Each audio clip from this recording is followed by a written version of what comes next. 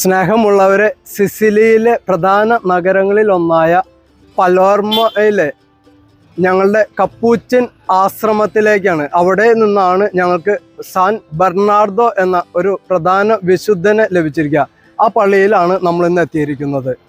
നമുക്ക് ഈ പള്ളിയിലേക്ക് കടക്കാം. ഈ പള്ളിയുടെ പ്രത്യേകത എന്ന് പറയുന്നത് ഇത് മാതാവിൻ്റെ പേരിലുള്ള പള്ളിയാണ്. ഇത് മാതാവിൻ്റെ സ്വർഗാരോപണത്തിൻ്റെ അടയാളമായിട്ട് മാതാവിനെ അതിൽ വെച്ചിരിക്കുന്നത് നമുക്ക് കാണാം.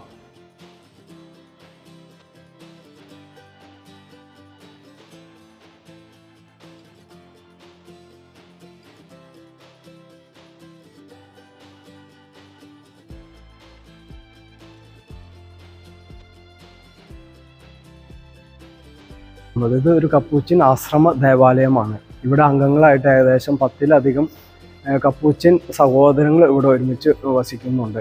ഇതിനോട് ചേർന്ന് തന്നെ ഒരു കാറ്റക്കോംബ്, അതായത് പഴയ കാലത്ത് നമ്മൾ സെമിത്തേരികളിൽ അടക്കം ചെയ്തിരുന്ന ഭൗതിക ശരീരങ്ങളെല്ലാം സൂക്ഷിക്കുന്ന ഏകദേശം 5000-ഓളം ശവശരീരങ്ങൾ ദ്രവിക്കാതെ ഇപ്പോഴും സൂക്ഷിക്കപ്പെടുന്നുണ്ട്. അത് കാണുവാനായിട്ട് ഒരുപാട് തീർത്ഥാടകർ ഈ ദേവാലയത്തിലേക്കും അതിനോടനുബന്ധിച്ചുള്ള ഈ കാറ്റക്കോംബിലേക്കും ഒത്തിരി പേര് ഇന്നും ലോകത്തിൻ്റെ വിവിധ ഭാഗങ്ങളിൽ നിന്ന്, പല രാജ്യങ്ങളിൽ നിന്നായിട്ട് എത്തിച്ചേരുന്നുണ്ട്. അതാണ് ഈ ആശ്രമത്തിൻ്റെയും ഈ ആശ്രമ പള്ളിയുടെയും പ്രധാനമായ സവിശേഷത. ഈ പള്ളിയുടെ ഏറ്റവും വലിയ സവിശേഷത എന്ന് പറയുന്നത് ഈ പള്ളിക്കകത്ത് ഒത്തിരി പ്രത്യേക തരത്തിലുള്ള കലകൾ, അത് കൊത്തുകലയായിട്ടും ചിത്രകലയായിട്ടും ഒത്തിരി ഇതിൽ അവർ നിർമ്മിച്ചിട്ടുണ്ട്. അതാണ് ഈ പള്ളിയുടെ ഏറ്റവും വലിയ സവിശേഷത എന്ന് പറയുന്നത്. അതുകൂടി നമുക്ക് പ്രത്യേകമായിട്ട് കാണാം.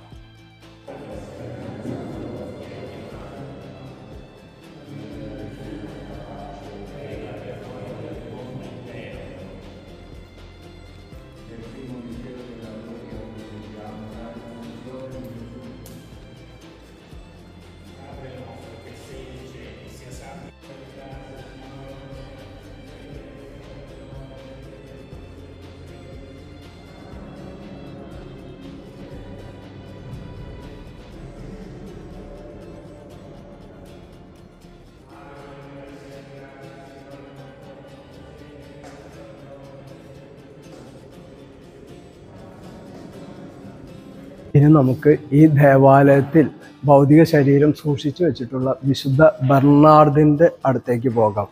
വിശുദ്ധ ബെർണാർഡ് ഈ ആശ്രമത്തിലാണ് ജീവിച്ചിരുന്നത്. ഈ വിശുദ്ധൻ്റെ ഭൗതിക ശരീരം ഇന്നും ഇപ്പോഴും ഇവിടെ ഈ ആശ്രമ പള്ളിയിലുണ്ട്. ഈ വിശുദ്ധൻ്റെ ജീവചരിത്രത്തിലേക്ക് നമ്മൾ കടക്കുകയാണെങ്കിൽ ഈ വിശുദ്ധൻ്റെ ഏറ്റവും വലിയ പ്രത്യേകത എന്ന് പറയുന്നത് ഒരു സാധാരണ വീട്ടിൽ ജനിച്ച് അവിടെ തുകൽ പണിക്കാരനായിരുന്ന ഒരു അപ്പച്ചൻ്റെ മകനായി ജനിച്ച ഈ വിശുദ്ധൻ അവിടെ പിതാവിനെ സഹായിച്ച് ഒത്തിരി വർഷം തൻ്റെ ചെറുപ്പകാലത്ത് പിതാവിനോടൊപ്പം അവിടെ ജീവിച്ചു വന്നു. തൻ്റെ 19-ാമത്തെ വയസ്സിൽ പിതാവിനോടൊപ്പം ആയിരുന്നുകൊണ്ട് തുകൽ പരിശീലനത്തിൽ പ്രാവീണ്യം നേടുകയും അതോടൊപ്പം ഒത്തിരി പാവങ്ങളെ സഹായിക്കുകയും ചെയ്തിരുന്ന വിശുദ്ധ ബെർണാർഡ് അനീതിക്കെതിരെ പോരാടാനുള്ള തൻ്റെ ഉറച്ച തീരുമാനം മൂലം ഇവിടെ പലേർമയിലെ വേറൊരു വ്യക്തിയുമായിട്ട് ദ്വന്ദ്വയുദ്ധത്തിൽ ഏർപ്പെടുകയും അവിടെ തോൽവി സംഭവിച്ചത് മൂലം അവിടെ നിന്ന് ഓടി പ്രാണരക്ഷാർത്ഥം ഇവിടെ അടുത്തുള്ള കപ്പൂച്ചിൻ ആശ്രമത്തിൽ ചെന്ന് അഭയം പ്രാപിക്കുകയുമാണ് ഉണ്ടായത്. പിന്നീട് ആശ്രമ ദേവാലയത്തിൽ സന്യാസികളോടൊപ്പം ആയിരുന്ന ഈ വിശുദ്ധൻ അവരോടൊപ്പം ഒത്തിരി വർഷം ഇവിടുത്തെ സാധാരണ ജീവിത രീതികൾ, ലളിതമായ ജോലികൾ ചെയ്ത് ഇവിടെ കഴിഞ്ഞു വന്നു. തൻ്റെ 27-ാമത്തെ വയസ്സിലാണ് വിശുദ്ധന് പിന്നീട് കപ്പൂച്ചിൻ സഭയിൽ വസ്ത്രം ലഭിക്കുകയും പിന്നീട് കപ്പൂച്ചിൻ അംഗമായിട്ട് ജീവിക്കുകയും ചെയ്യുന്നത്. പിന്നീട് നമ്മുടെ ഈ വിശുദ്ധൻ്റെ ജീവിതത്തിൽ കാണുന്നത് ഒരുപാട് കഠിനമായ പരിശീലനങ്ങളിലൂടെ, പ്രായശ്ചിത്തങ്ങളിലൂടെ, തപശ്ചര്യകളിലൂടെ ഈ വിശുദ്ധൻ കടന്നു പോകുന്നതാണ്. അതിൻ്റെ ഫലമായിട്ട് ഈ വിശുദ്ധൻ്റെ കീർത്തി ഇവിടെ ചുറ്റും വ്യാപിക്കുകയും പിന്നീട് ആ വിശുദ്ധനെ എല്ലാവരും സ്നേഹമുള്ള വിശുദ്ധനായിട്ട് വണങ്ങുകയും ചെയ്തു. അത് ഈ കഠിന പരിശീലനത്തിലൂടെ കടന്നു പോയ ഈ വിശുദ്ധന് പിന്നീട് നേരിടേണ്ടി വന്ന മറ്റൊരു അനുഭവം എന്ന് പറയുന്നത് ഇവിടെയുണ്ടായിരുന്ന വിശുദ്ധൻ്റെ മേലധികാരികൾ അല്ലെങ്കിൽ ഉദ്യോഗസ്ഥർ എന്ന് പറയുന്നവരെല്ലാം ഈ വിശുദ്ധനെ ഒത്തിരി അധികം കഠിനമായിട്ട് പീഡിപ്പിക്കുന്ന അനുഭവങ്ങളിലൂടെയും ഈ വിശുദ്ധന് കടന്നു പോകേണ്ടി വന്നു. സ്വയം തെരഞ്ഞെടുത്ത പീഡനാനുഭവങ്ങളിൽ മാത്രമല്ല, മറ്റ് അധികാരികളിലൂടെ നേരിടേണ്ടി വന്ന കൊടിയ യാതനകളുടെയും പീഡനങ്ങളുടെയും നടുവിൽ വിശുദ്ധന് പലപ്പോഴും തൻ്റെ അത്തരം പ്രലോഭനങ്ങളെ നേരിടുന്നതിനുള്ള ശക്തി വിശുദ്ധന് ലഭിച്ചത് പ്രാർത്ഥനയിലൂടെയാണ്. പ്രാർത്ഥനയിലൂടെ ഏത് കൊടിയ പ്രലോഭനത്തെയും നേരിടാനും സൈദ്ധാനിക പരീക്ഷണങ്ങളെ അതിജീവിക്കാനും സാധിക്കും എന്നാണ് വിശുദ്ധൻ്റെ മാതൃകയിലൂടെ നമുക്ക് കാണിച്ചു തരുന്നത്. ഈ വിശുദ്ധൻ പിന്നീട് ഈ ആശ്രമത്തിൽ ഏത് ചെറിയ ജോലികൾ ചെയ്യുവാനും സന്നദ്ധനാവുകയും അതിലൂടെ അനേകർക്ക് പ്രചോദനമാവുകയും ചെയ്യുന്ന ജീവിത രീതികൾ വിശുദ്ധൻ്റെ ജീവിതത്തിൽ നാം കണ്ടുമുട്ടുന്നു. തുടർച്ചയായ തപശ്ചര്യകളും അതിനോടനുബന്ധിച്ചുള്ള ജീവിത രീതികളും മൂലം 1667 എപ്പിഫനി ദിവസത്തിൽ ഈ വിശുദ്ധൻ രോഗബാധിതനായി. ജനുവരി 12 തൻ്റെ 62ാമത്തെ വയസ്സിലാണ് ഈ വിശുദ്ധൻ നിത്യസമ്മാനത്തിനായിട്ട് വിളിക്കപ്പെടുന്നത്. പിന്നീട് ഈ വിശുദ്ധൻ്റെ നാമത്തിൽ അനേകം അത്ഭുതങ്ങൾ നടക്കുന്നത് ഈ പലേർമ പട്ടണ നിവാസികൾ എല്ലാവരും സാക്ഷ്യപ്പെടുത്തുന്ന കാര്യമാണ്.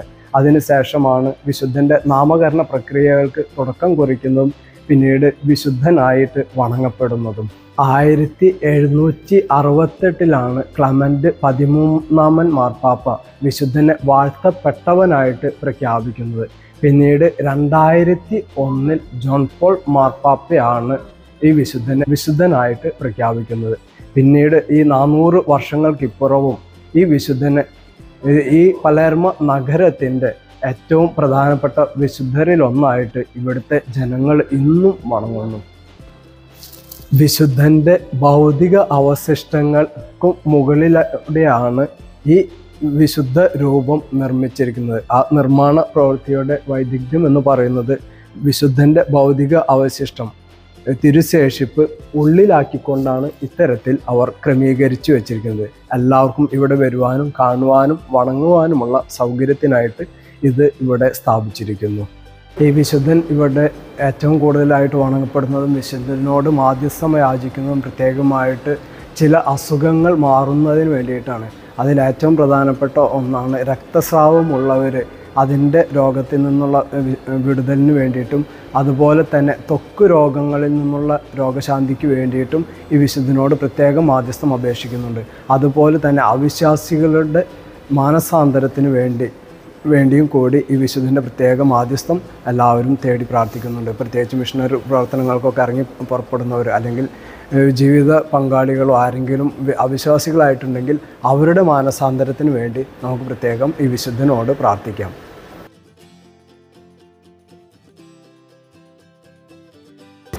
നമ്മുടെ കർത്താവായ ശംശയുടെ കൃപയും പിതാവായ ദൈവത്തിൻ്റെ സ്നേഹവും പരിശുദ്ധാത്മാവിൻ്റെ സംസർഗവും വിശുദ്ധ ബർണാർഡിൻ്റെ മാധ്യസ്ഥവും നിങ്ങളോടും നിങ്ങളുടെ കുടുംബാംഗങ്ങളോടും കൂടെ ഉണ്ടായിരിക്കട്ടെ, ഇപ്പോഴും എപ്പോഴും എന്നേക്കും. ആമേൻ. ഈ ശംശയ്ക്ക് സ്തുതിയായിരിക്കട്ടെ.